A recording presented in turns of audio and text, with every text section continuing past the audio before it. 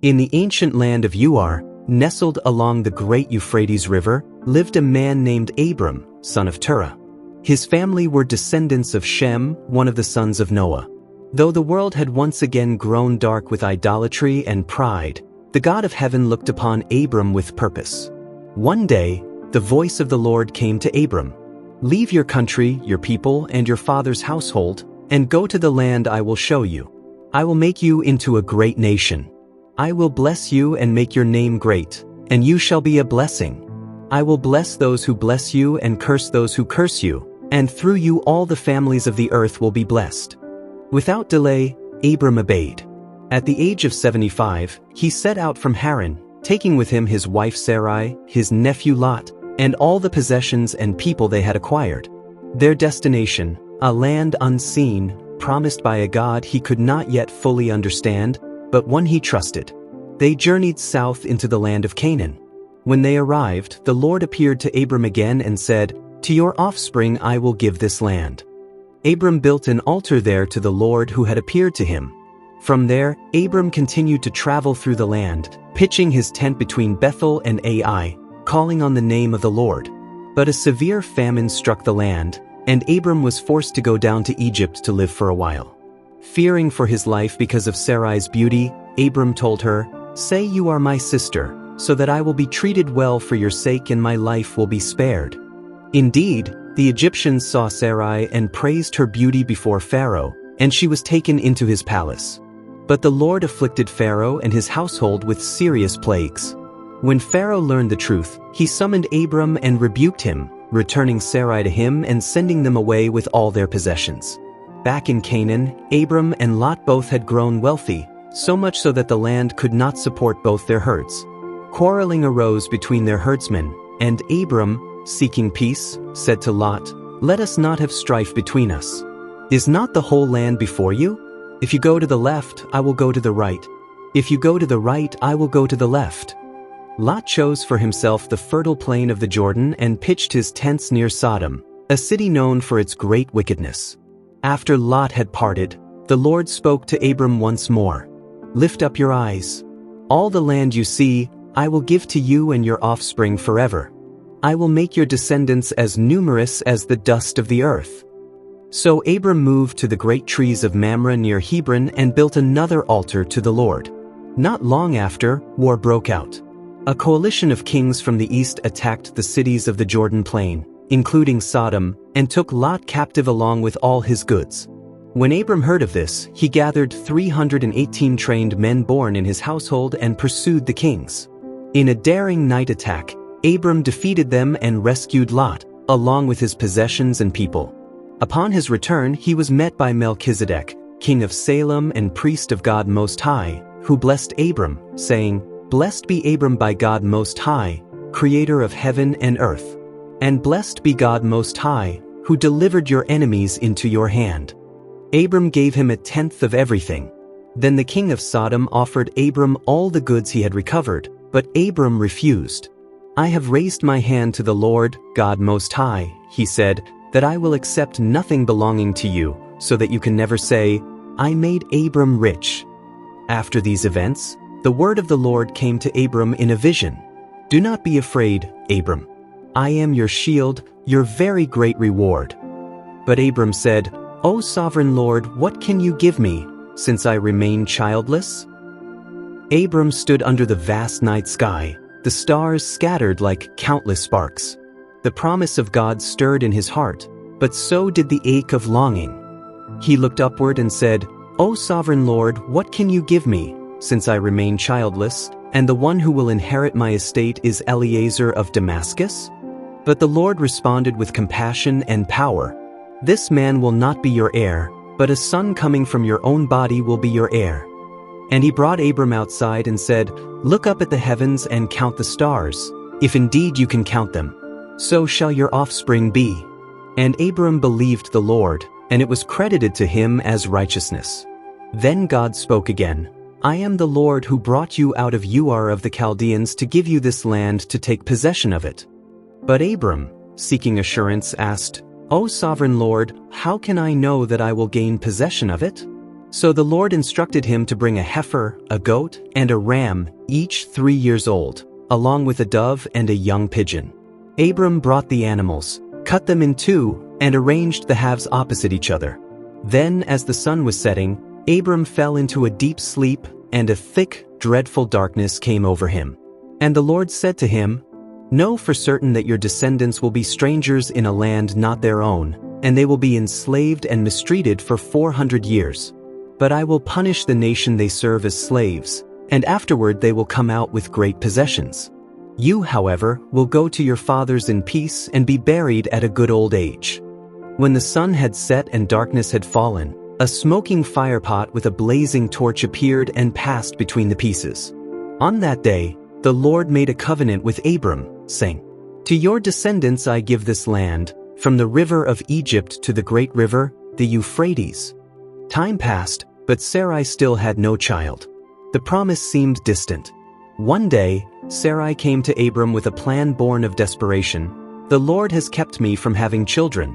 Go, sleep with my maidservant Hagar. Perhaps I can build a family through her." Abram agreed. Hagar, the Egyptian maidservant, conceived. But once pregnant, her attitude toward Sarai changed, and tension grew between the two women. Sarai complained to Abram, who told her, "Do with her whatever you think best." So Sarai mistreated Hagar, and Hagar fled into the desert. But there, by a spring in the wilderness, the angel of the Lord found her.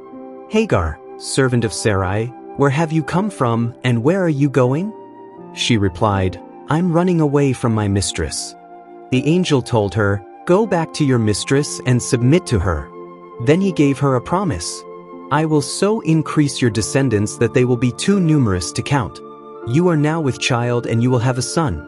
You shall name him Ishmael, for the Lord has heard of your misery."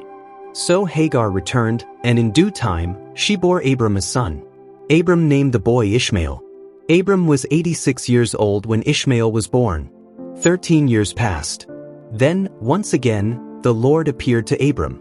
This time, his voice carried both promise and a new command. "I am God Almighty. Walk before me and be blameless. I will confirm my covenant between me and you and will greatly increase your numbers." Abram fell face down, and God said to him, "As for me, this is my covenant with you. You will be the father of many nations. No longer will you be called Abram. Your name will be Abraham, for I have made you a father of many nations." The Lord also renamed Sarai. "As for Sarai, your wife, you are no longer to call her Sarai. Her name will be Sarah. I will bless her and surely give you a son by her." Abraham laughed to himself. "Will a son be born to a man 100 years old? Will Sarah bear a child at 90? And he said to God, "If only Ishmael might live under your blessing." But God said, "Yes, but your wife Sarah will bear you a son, and you will call him Isaac. I will establish my covenant with him." Then, as a sign of this everlasting covenant, God commanded Abraham to circumcise every male in his household, including slaves and foreigners. That very day, Abraham obeyed. He circumcised himself, Ishmael, and every male in his household, just as God had told him. Not long after Abraham had obeyed the Lord's command and marked the covenant through circumcision, the Lord appeared to him again. It was in the heat of the day, as Abraham sat at the entrance of his tent near the great trees of Mamre. He looked up and saw 3 men standing nearby. Without hesitation, Abraham ran from the tent to greet them. Bowing low to the ground, he said, "If I have found favor in your eyes, my Lord, do not pass your servant by.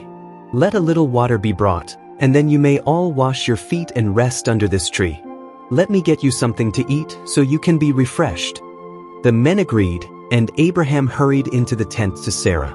"Quick," he said, "get 3 measures of fine flour, knead it, and bake some bread." Then he ran to his herd, selected a choice, tender calf, and gave it to a servant to prepare. He brought curds, milk, and the roasted meat and served it under the tree as the men ate. Then one of them said, "Where is your wife Sarah?" "In the tent," Abraham replied. Then the Lord said, "I will surely return to you about this time next year, and Sarah your wife will have a son." Now Sarah was listening at the entrance of the tent. She laughed to herself and thought, After I am worn out and my master is old, will I now have this pleasure? But the Lord said to Abraham, Why did Sarah laugh and say, Will I really have a child now that I am old? Is anything too hard for the Lord? I will return to you at the appointed time next year, and Sarah will have a son. Sarah, afraid, denied it and said, I did not laugh. But he said, Yes, you did laugh. When the men rose to leave, they looked toward Sodom, and Abraham walked with them to see them on their way. Then the Lord said, Shall I hide from Abraham what I am about to do? For the Lord had chosen Abraham to become a great and powerful nation, and through him all nations on earth would be blessed.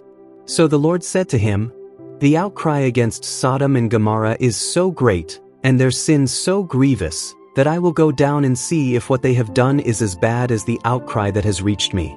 The men turned and went toward Sodom, but Abraham remained standing before the Lord. Then Abraham approached and said, Will you sweep away the righteous with the wicked? What if there are 50 righteous people in the city?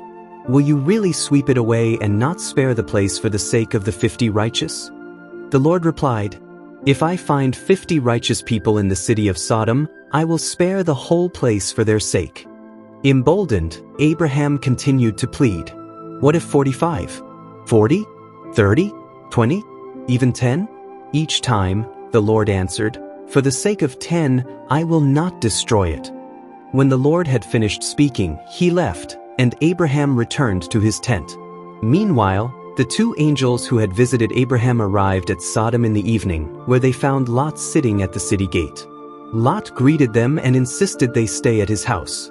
Though the men at first said they would stay in the square, Lot urged them strongly, and they went with him. He prepared a meal for them, and they ate.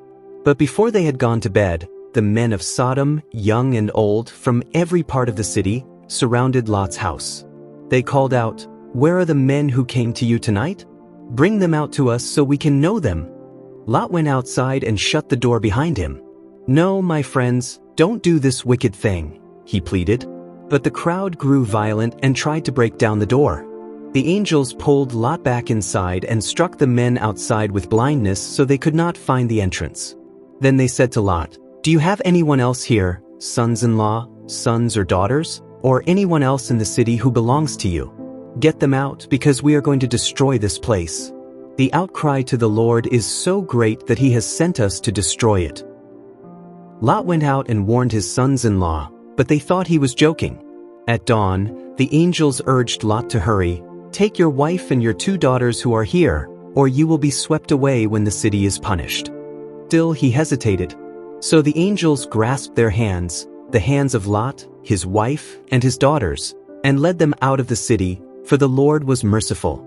As they brought them out, one of the angels said, Flee for your lives. Don't look back and don't stop anywhere in the plain. Flee to the mountains or you will be swept away. Lot pleaded to go to a small town nearby, Zor, and the angels granted his request. Then, as the sun rose over the land, the Lord rained down burning sulfur on Sodom and Gomorrah, from the Lord out of the heavens. He overthrew those cities, the entire plain, and all the people living in the cities. But Lot's wife looked back, and she became a pillar of salt. Early the next morning, Abraham rose and returned to the place where he had stood before the Lord. He looked down toward Sodom and Gomorrah, toward all the land of the plain, and saw dense smoke rising from the land, like smoke from a furnace. Thus God remembered Abraham and brought Lot out of the catastrophe that overthrew the cities where he had lived. Lot, afraid to stay in Zor, moved up into the mountains with his 2 daughters. There, isolated in a cave, his daughters, thinking they were the last survivors on earth, devised a desperate plan to preserve their family line. They got their father drunk on successive nights and each became pregnant by him. The older daughter gave birth to a son and named him Moab. He became the father of the Moabites. The younger gave birth to a son named Ben-Ammi, ancestor of the Ammonites. Meanwhile, Abraham moved on from the trees of Mamre and settled in the region of the Negev. He stayed for a time in Gerar, where once again, fearing for his life, he told people that Sarah was his sister. And once again, the beauty of Sarah, though now nearly 90, drew the attention of a king. Abimelech, king of Gerar, took Sarah into his palace. But God came to him in a dream and said, "You are as good as dead because of the woman you have taken. She is a married woman." Abimelech protested, saying, "Lord, will you destroy an innocent nation? Did he not say to me, 'She is my sister'?" And she herself said, "He is my brother. I have done this with a clear conscience." God replied, "Yes, I know you did this with a clear conscience, and that is why I kept you from sinning against me. Now return the woman to her husband, for he is a prophet, and he will pray for you and you will live." So Abimelech returned Sarah to Abraham and rebuked him, "What have I done to you that you brought such guilt upon my kingdom?" Abraham explained, "I said to myself, 'There is surely no fear of God in this place, and they will kill me because of my wife. Besides, she really is my sister, the daughter of my father though not of my mother, and she became my wife." Abimelech gave Abraham sheep, cattle, and servants, and invited him to live wherever he pleased in the land. And Sarah, too, he honored. Then the Lord was gracious to Sarah, just as he had said. At the appointed time, Sarah conceived and bore a son to Abraham in his old age, just as God had promised. Abraham was 100 years old when his son was born. They named him Isaac, meaning laughter, for Sarah said, "God has brought me laughter, and everyone who hears about this will laugh with me." Abraham circumcised Isaac on the 8th day, as God had commanded. As the boy grew, Sarah saw something that stirred old jealousy. Ishmael, the son of Hagar, was mocking Isaac during a celebration held when the child was weaned. Sarah said to Abraham, "Get rid of that slave woman and her son, for that slave woman's son will never share in the inheritance with my son Isaac." This distressed Abraham deeply, because Ishmael was his son. But God said to him, "Do not be so distressed about the boy and your maidservant. Listen to whatever Sarah tells you, because it is through Isaac that your offspring will be reckoned. I will make the son of the maidservant into a nation also, because he is your offspring." So early the next morning, Abraham gave Hagar and Ishmael some food and a skin of water and sent them off. They wandered in the desert of Beersheba. When the water was gone, Hagar placed the boy under a bush and sat down at a distance, weeping. "I cannot watch the boy die," she cried. But God heard the boy's cries, and the angel of God called to Hagar from heaven. "What is the matter, Hagar? Do not be afraid. God has heard the boy crying. Lift him up and take him by the hand, for I will make him into a great nation." Then God opened her eyes, and she saw a well of water. She filled the skin and gave the boy a drink. Ishmael grew up in the wilderness and became an archer. His mother found a wife for him from Egypt, and they lived in the desert of Paran. Some time later, the voice of God came again to Abraham. But this time, it came as a test. "Abraham." "Here I am," he replied. Then God said, "Take your son, your only son, Isaac, whom you love, and go to the region of Moriah. Sacrifice him there as a burnt offering on one of the mountains I will tell you about." The words must have pierced Abraham's heart like a blade. The son he had waited for, his promised heir, the laughter of his old age. Yet early the next morning, Abraham rose, saddled his donkey, and took with him 2 servants and his beloved son Isaac. He also cut the wood for the burnt offering and set out for the place God had shown him. On the 3rd day, Abraham looked up and saw the mountain in the distance. He said to his servants, "Stay here with the donkey. The boy and I will go over there.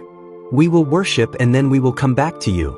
Abraham placed the wood on Isaac's shoulders, took the fire and the knife in his own hands, and they climbed together. As they walked, Isaac turned to his father and asked, "Father?" "Yes, my son." "The fire and the wood are here," Isaac said, "but where is the lamb for the burnt offering?" Abraham replied, "God himself will provide the lamb for the burnt offering, my son." When they reached the place God had shown him, Abraham built an altar and arranged the wood on it. Then he bound Isaac and laid him on the altar, on top of the wood. With trembling hands, yet unwavering faith, Abraham reached out and took the knife to slay his son. But the angel of the Lord called out from heaven, "Abraham, Abraham." "Here I am," he replied. "Do not lay a hand on the boy," the angel said. "Do not do anything to him. Now I know that you fear God, because you have not withheld from me your son, your only son." Abraham looked up and saw a ram caught by its horns in a thicket. He went over, took the ram, and sacrificed it as a burnt offering instead of his son. And Abraham named that place Yahweh, "The Lord will provide."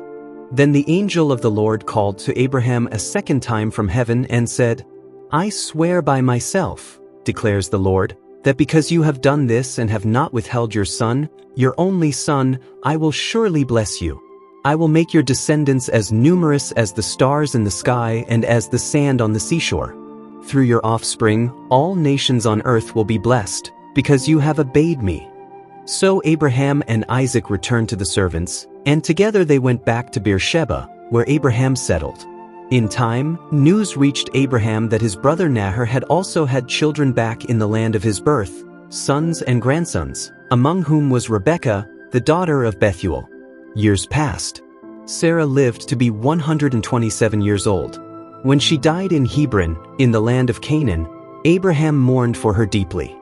He went to the Hittites and said, "I am a foreigner and stranger among you. Sell me a burial site so I can bury my dead." They replied with respect, "You are a mighty prince among us. Bury your dead in the choicest of our tombs." Abraham requested to buy the cave of Machpelah, owned by Ephron the Hittite. Though Ephron at first offered it freely, Abraham insisted on paying the full price. So he paid 400 shekels of silver, and the field, along with the cave in it, was deeded to Abraham as a burial site. There, Abraham buried Sarah, his beloved, in the cave of Machpelah near Mamre. As the years pressed on, Abraham became old, well advanced in age, and the Lord had blessed him in every way. Yet one thing remained: Isaac, the child of promise, needed a wife. So Abraham called in his most trusted servant, the one who managed all his affairs. "Place your hand under my thigh," Abraham said. "Swear by the Lord, the God of heaven and earth, that you will not get a wife for my son from among the Canaanites, but will go to my country, to my own relatives, and find a wife for Isaac." The servant agreed. With 10 camels and precious gifts, he set out for the city of Nahor in Mesopotamia. Arriving at evening, he stopped near a well, where the women of the city came to draw water. There he prayed, "O Lord, God of my master Abraham, give me success today.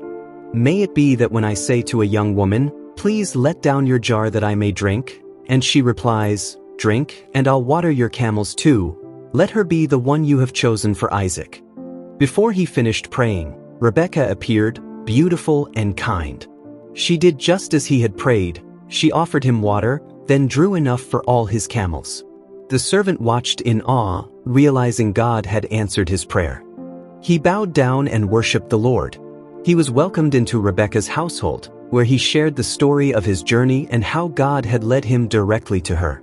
Her father Bethuel and brother Laban agreed, saying, "This is from the Lord. Take her and let her be the wife of your master's son." So Rebekah left her home and journeyed with the servant back to Canaan. As she approached, Isaac was walking in the field. When Rebekah saw him, she covered herself with a veil. Isaac brought her into the tent of his mother Sarah, and she became his wife. He loved her and was comforted after his mother's death. Abraham lived 38 more years after Sarah died. He took another wife, Keturah, and had several more children by her. But to Isaac he gave everything he owned, while to the sons of his concubines he gave gifts and sent them away to the east. At the age of 175, Abraham breathed his last and died in a good old age, full of years. Isaac and Ishmael came together to bury him beside Sarah in the cave of Machpelah, the same place he had purchased many years before. And so the story of Abraham ends, not as a man of riches or land, but as a man of faith, a man who walked with God, trusted him, and became the father of many nations.